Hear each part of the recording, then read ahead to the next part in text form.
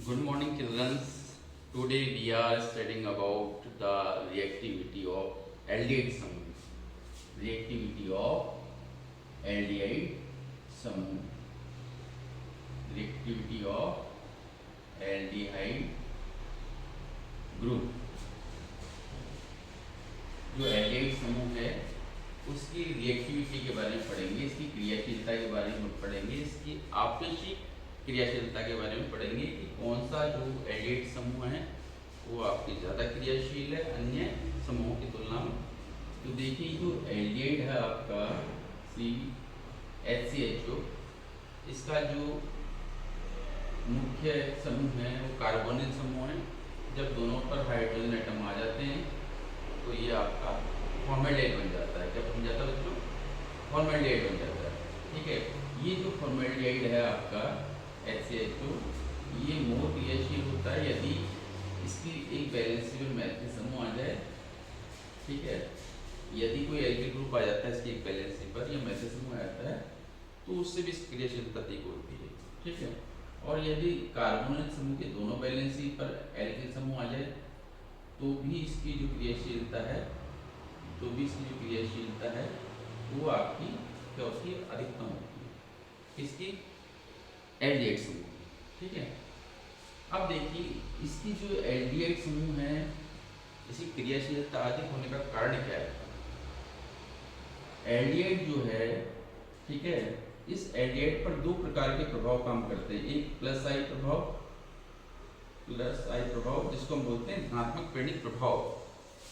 क्या बोलते हैं बच्चों? धनात्मक प्रेरणिक प्रभाव। धनात्मक प्रेरणिक प्रभाव बोलते हैं इसको हम लोग, धनात्मक प्रेरणिक प्रभाव। ठीक है, प्लस आई इफेक्ट काम करता है इसमें एल्डिहाइड समूह। जैसे जैसे मैथिल समूह बढ़ेगा, एल्किल समूह बढ़ेगा, वो पाई प्लस आई इफेक्ट को बढ़ाएगा, यानी इलेक्ट्रॉन गिविंग करेगा वो। ठीक है, मैथिल समूह एल्किल समूह क्या करता है? इलेक्ट्रॉन देता है। तब इलेक्ट्रॉन दे रहा है यहाँ पर, तो यहाँ ये कार्बन एटम है कार्बन समूह का, इसका इलेक्ट्रॉन की डेंसिटी ज़्यादा हो जाती है। ठीक है, जब इलेक्ट्रॉन की डेंसिटी ज़्यादा हो जाती है कार्बन पर तो इस पर जो नाभिक स्नेही है या न्यूक्लियोफाइल है उसका अटैक जो है कम हो जाता है, कम उसकी क्रियाशीलता कम हो जाती है। जबकि फॉर्मेल्डिहाइड जो है आपका, इसमें दोनों ही जगह हाइड्रोजन एटम है, यहाँ पर कोई एल्किल समूह नहीं है। इस केस में क्या है, ये जो कार्बन एटम है वो आंशिक रूप से ऋणावेशित और आंशिक रूप से धनावेशित ऑक्सीजन परमाणु है। तो इस कार्बन पर जो है नाभिक स्नेह का जो आक्रमण है वो आसानी से हो जाता है। इसलिए जो फॉर्मेल्डिहाइड है इसकी क्रियाशीलता ज़्यादा है। ठीक है, एस्टेल्डिहाइड से और एसीटोन जो कार्बोनिल समूह उससे ज़्यादा है। ठीक है, दूसरा इफेक्ट पड़ता है इसमें आपको त्रिविम बाधा का। इसका त्रिविम बाधा का प्रभाव पड़ता है बच्चों लोग इस पर। अब ये त्रिविम बाधा क्या होती है? त्रिविम बाधा का मतलब होता है कि कोई ऑर्गेनिक कंपाउंड जिसमें एल्डिहाइड समूह है उसमें कितने एल्किल ग्रुप जुड़ा हुआ है। यदि बड़ा एल्किल समूह है तो ज़्यादा स्पेस घेरेगा, छोटा एल्किल समूह तो कम स्पेस घेरेगा। तो देखिए मैं आपको एक उदाहरण देता हूँ, CH3 CH2 CH3 का whole twice CH2 double bond. इस कंपाउंड के केस में ये जो एल्किल ग्रुप जुड़े हुए हैं ये ज़्यादा स्थान घेरते हैं। इस कार्बन पर जो है बहुत ज़्यादा धनावेश की कमी हो जाती है, यूँ कह लें कि ऋणावेश बढ़ जाता है, ऋणावेश की मात्रा बहुत ज़्यादा बढ़ जाती है और धनावेश कम हो जाता है। ठीक है, तो इस केस में क्या जो नाभिक स्नेही है उसका आक्रमण कम हो जाता है, क्योंकि यहाँ पर ऑलरेडी जो है इलेक्ट्रॉन की डेंसिटी ज़्यादा है, ऋणावेश ज़्यादा है, तो इसकी क्रियाशीलता कम हो जाती है। ठीक है, तो ये तो बात हुई एल्डिहाइड की क्रियाशीलता है। अब इस क्रियाशीलता का प्रभाव जो है इसकी केमिकल प्रॉपर्टी पे या केमिकल रिएक्शंस पे कैसा होता है, तो उसके लिए हम जो है आगे पढ़ते हैं।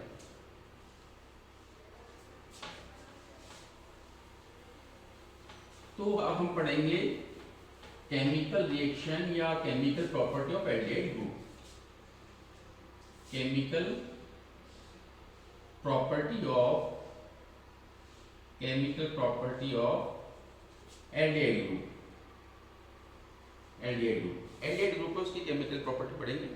ठीक है, रिएक्टिविटी ऑफ एल्डिहाइड समूह के बेसिस पर दो प्रकार की रिएक्शंस देता है ये।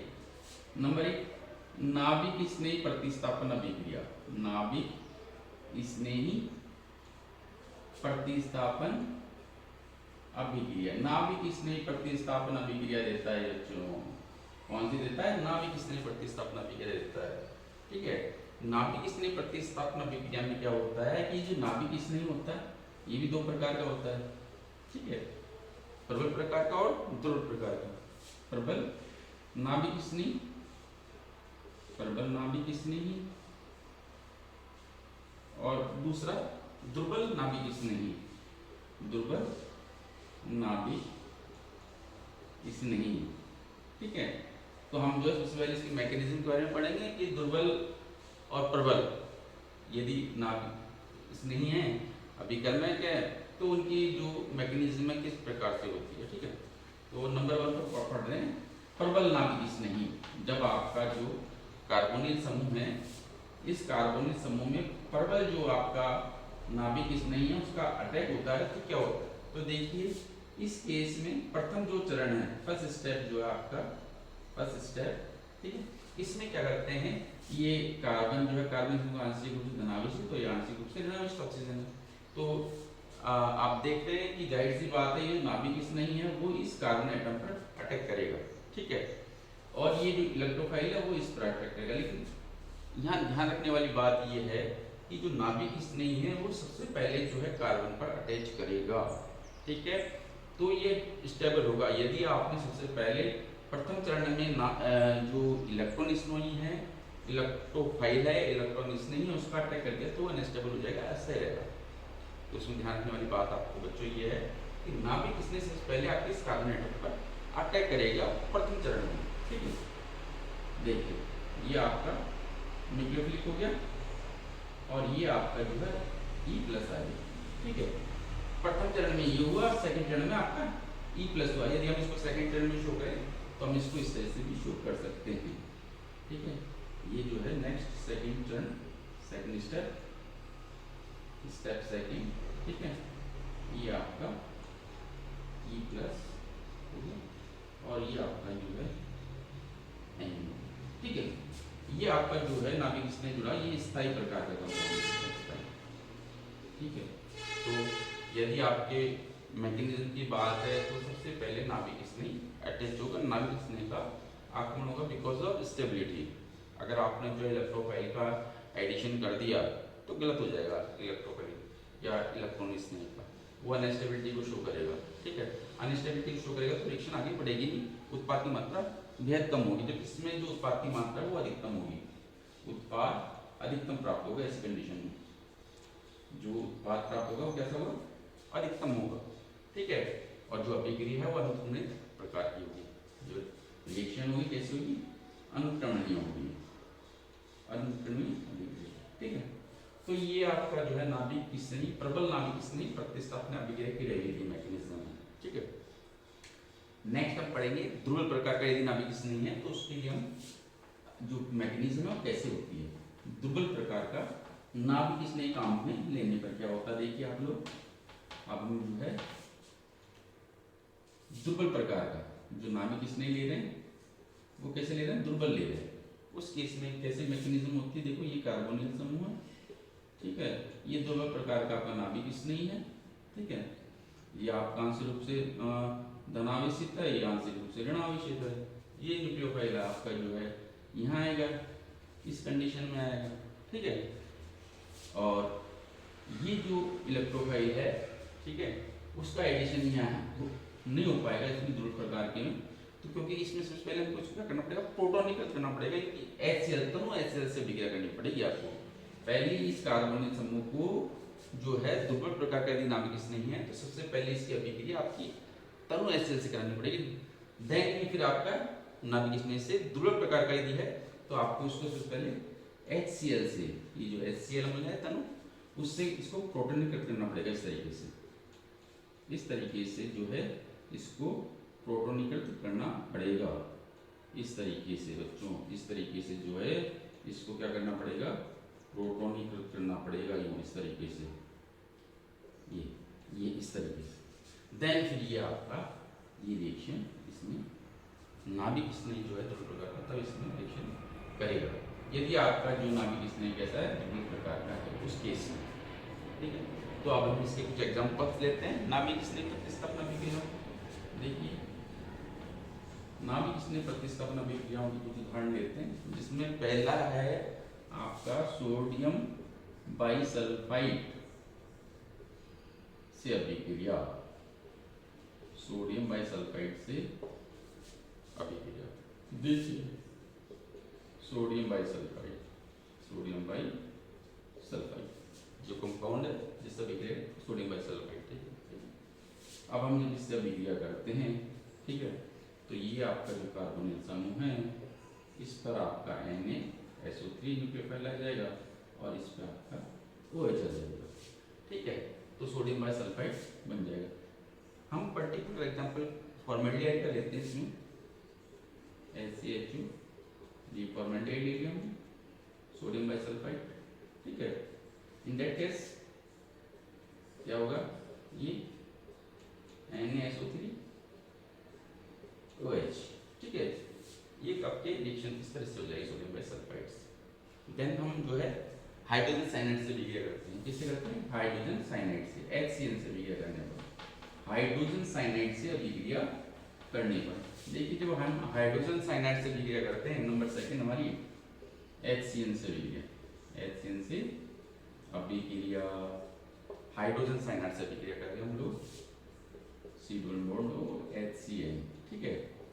ये HCl आपका यहाँ से दूसरे धनावेशित है, यहाँ से दूसरे धनावेशित है।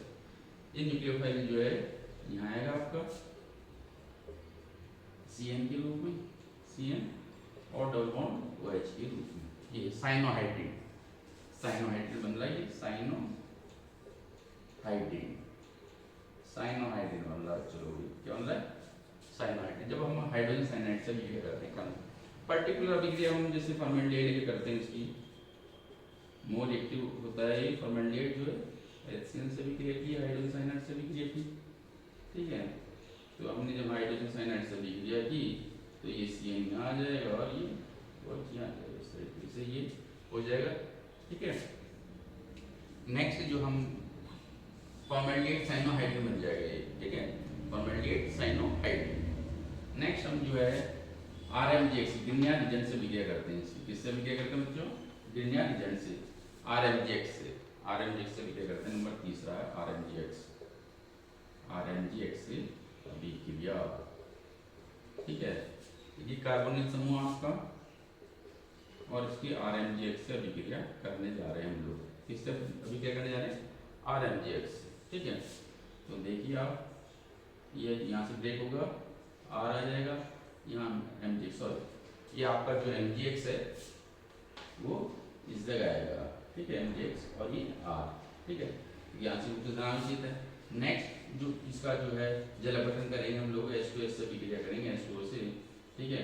तो ये जो है आपका OR, ठीक है, OR हो जाएगा और ये आपका जो है MgX OH आ जाएगा, ठीक है। ये आपका बनेगा C डबल बॉन्ड R, ये R है, एल्किल समूह जो है R, ठीक है।